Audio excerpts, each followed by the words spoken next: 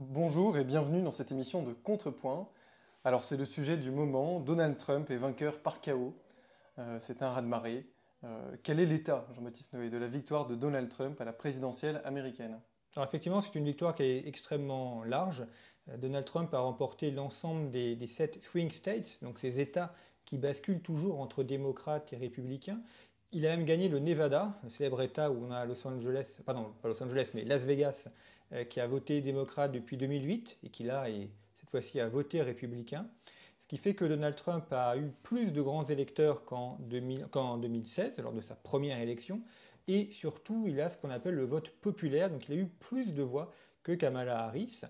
Kamala Harris a perdu à peu près 11 millions de voix par rapport à Joe Biden en 2020. Donc là, non seulement Donald Trump a les grands électeurs, donc plus de 270, il va arriver à 312, ce qui lui permet d'être élu président des États-Unis, mais en plus, c'est un véritable raz-de-marée populaire. Et le jour des élections présidentielles, puisque lorsque vous avez des élections aux États-Unis, vous avez toujours plusieurs élections.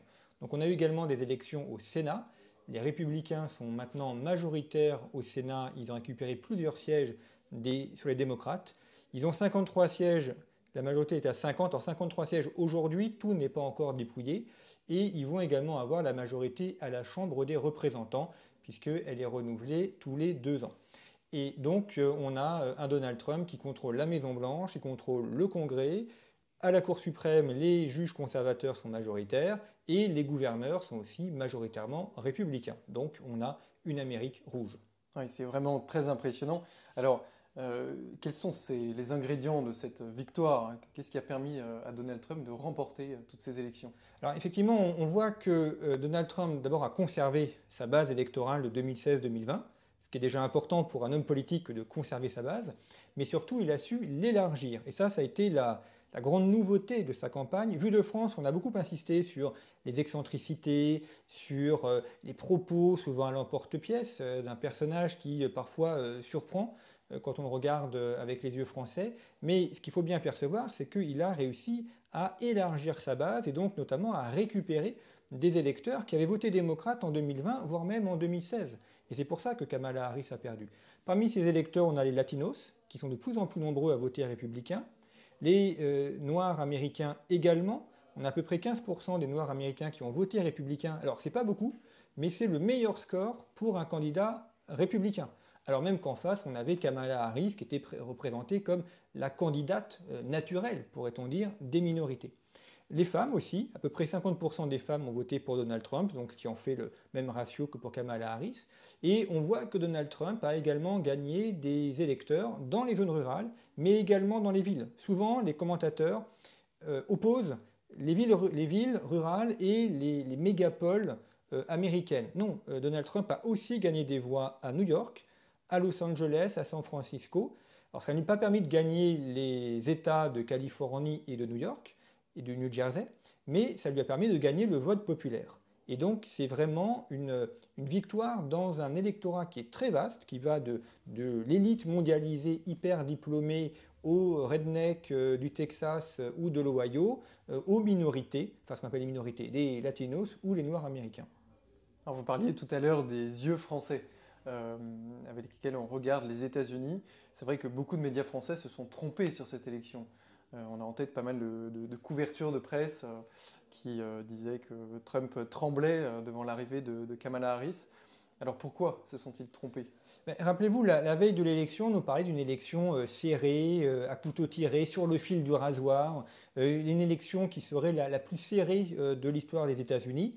En fait, pas du tout. Il a gagné très rapidement. Dès qu'on a vu que la Géorgie avait voté républicain, on a compris que c'était plié, puisque vous avez toujours un effet de masse qui fait que si un État tangent bascule d'un côté, on sait bien que les autres États tangents vont basculer du même côté.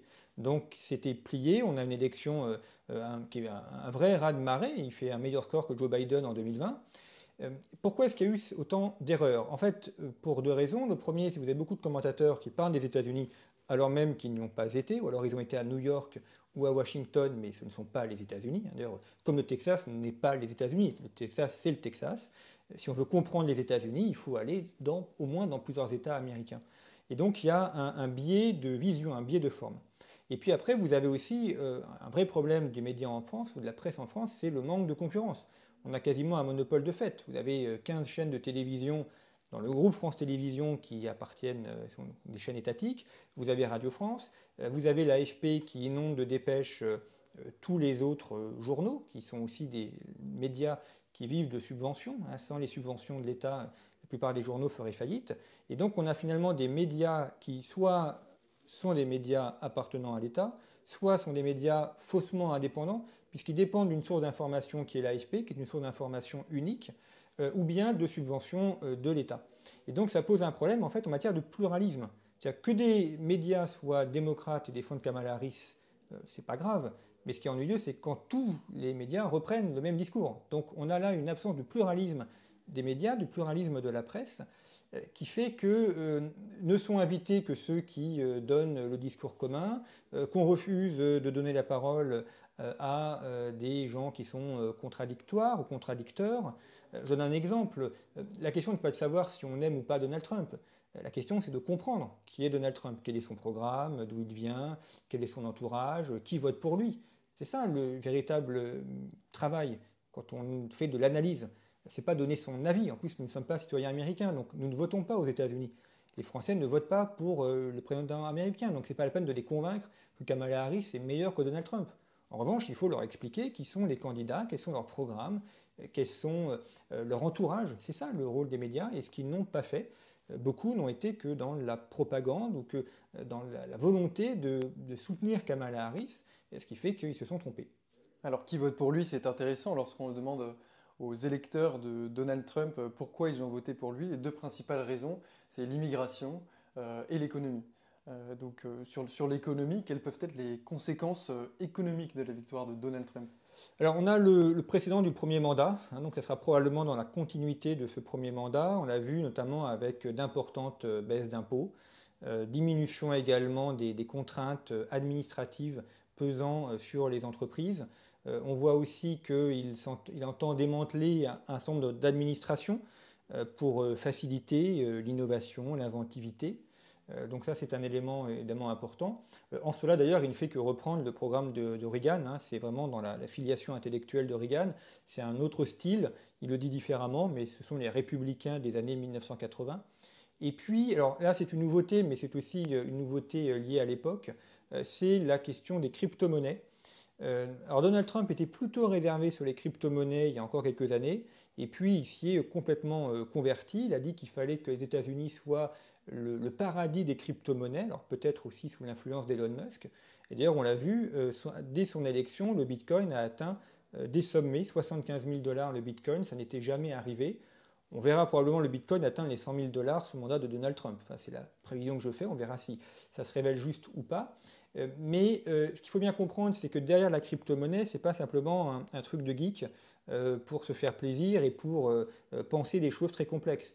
La crypto-monnaie, c'est un vrai défi posé à la notion même de monnaie, un vrai défi posé aux banques, puisque la crypto-monnaie permet des échanges monétaires sans passer par les banques et notamment sans passer par la banque centrale. Donc derrière la crypto-monnaie, on a des enjeux qui sont d'ordre technologique, mais qui sont surtout d'ordre philosophique. Le Bitcoin ou la crypto-monnaie, c'est repenser la monnaie, donc c'est repenser l'État, puisque de manière traditionnelle, la monnaie est toujours liée à un État. Donc là, on a vraiment quelque chose de nouveau qu'il va falloir suivre. Et puis, pour terminer sur les aspects économiques, enfin très brièvement, mais on voit que Donald Trump veut aussi permettre l'innovation. Il a compris que dans le bras de fer qu'il oppose à la Chine, ça ne pourra être gagné que d'un côté par les aspects militaires, mais aussi par le fait de rester la première puissance économique mondiale. Alors, Trump ne se revendique pas comme un libéral. Pourtant, dans son programme, si on le lit, plusieurs points se rattachent à cette pensée. Alors, comment on peut définir cette pensée? Alors c'est vrai que si on regarde par exemple Javier Milei se définit comme un anarcho-capitaliste et il se revendique de cette filiation intellectuelle, cette école intellectuelle. Donald Trump, pas du tout. Même l'héritage de Reagan, il n'y fait pas directement référence, même si son slogan est un slogan qu'il a repris de 1980 de la campagne Reagan. Donc l'affiliation, elle est là, mais il ne se revendique jamais. On le présente d'ailleurs toujours comme un populiste. Pourtant, on voit bien que ce n'est pas du tout un populiste à la mode de Rassemblement national, par exemple, qui sur les questions économiques est beaucoup plus interventionniste et socialiste. Mais on voit qu'il accorde un grand intérêt aux questions de liberté, liberté au pluriel. Et pourquoi? Parce que lui veut revenir au fondement même du projet américain. Ça, c'est souvent quelque chose que les Français n'ont pas compris, notamment ceux qui sont peut-être moins familiers des États-Unis. C'est que le modèle pour Donald Trump, ce sont les pères fondateurs américains. Et ça, c'est quelque chose qui parcourt toute l'histoire des États-Unis. Quand il dit qu'il faut redonner à l'Amérique sa grandeur, il faut lui redonner sa grandeur en revenant à l'esprit de 1776 et des pères fondateurs, c'est-à-dire subsidiarité, initiative personnelle. Ça veut dire également liberté scolaire, liberté universitaire. Donc ça, c'est sa lutte contre le wokisme ou contre l'emprise des universités. En fait, il veut permettre la création d'universités indépendantes, liberté de création et de création d'entreprises. Et je donne un exemple qui a été mal compris en France sur la question de l'avortement. On a dit Donald Trump a interdit l'avortement. Non, pas du tout, parce que la décision de la Cour suprême sur la question de l'avortement date de 2022, donc Donald Trump n'était plus président. En fait, ce n'est pas une question d'ordre moral. Il ne s'agit pas de dire est-ce que c'est bien ou c'est mal l'avortement, ce n'était pas ça le sujet. Le sujet, c'était purement de philosophie juridique. C'est-à-dire, est-ce que l'avortement est une question qui doit être traitée au niveau de Washington et donc qui s'applique pour tous les États-Unis, ou est-ce que ça doit être appliqué au niveau de chacun des États, donc au niveau fédéral? Et jusque dans les années 1970, l'idée était que l'avortement dépend de chacun des États et que chacun des États a sa législation. Et le fameux amendement de Rhodes de la Cour suprême, en fait, dit que désormais, l'avortement sera décidé au niveau des États-Unis, donc de Washington, et valable pour tous les États. En fait, c'est une autre conception de philosophie politique. C'est en fait supprimer le fédéralisme. Et ce qu'ont décidé les juges de la Cour suprême en 2022, c'est pas d'interdire l'avortement, pas du tout. C'est de dire l'avortement n'est pas du ressort du gouvernement des États-Unis, il est du ressort de chacun des 50 États. Et donc il y a 50 États et il y a 50 lois différentes. D'ailleurs, on l'a vu lors des élections présidentielles, il y avait 9 États où il y avait également un référendum sur l'avortement, et notamment pour savoir s'il fallait inscrire ou non l'avortement dans la constitution des États. Alors, dans certains États, le oui l'a emporté, dans d'autres, le non l'a emporté. Et on voit bien là qu'on est bien dans un système fédéral. Chaque État a un gouvernement, un gouverneur, une constitution, un drapeau et également une devise. Et donc c'est ça que Donald Trump a porté, alors lui et d'autres, mais il y a une véritable révolution juridique qui est de dire que le président des États-Unis n'est pas tout puissant, le Congrès n'est pas tout puissant, les États ont une parcelle de pouvoir par la subsidiarité, et c'est aux Américains des différents États de décider sur des questions fondamentales, alors l'avortement, la peine de mort, le port d'armes, la fiscalité. Et en cela, on peut dire qu'on est véritablement dans une philosophie libérale, puisqu'on est dans une philosophie de subsidiarité, et une philosophie de populiste, au sens où ce sont le peuple qui gouverne par référendum. Merci Jean-Baptiste Noé pour vos éclairages sur l'élection de Donald Trump. Merci à ceux qui nous écoutent pour leur fidélité et à bientôt pour une nouvelle émission de Contrepoint.